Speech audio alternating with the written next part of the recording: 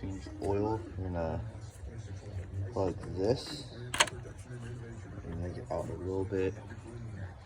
And then plug this to the side.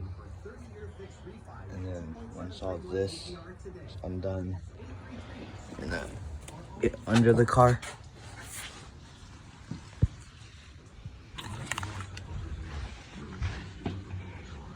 And you're gonna unplug this screw right here, this one, and then you have the pan, and then oil's gonna fall out. And you're gonna screw it back in. And once you're done with that, you have the oil filter, and then you unscrew it and put a new filter in. And then once you're done with that,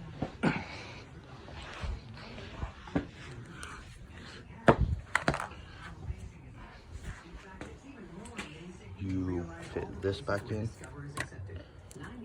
and then pour the oil in here. And once you're done pouring it, screw it back in, and then check your dipstick.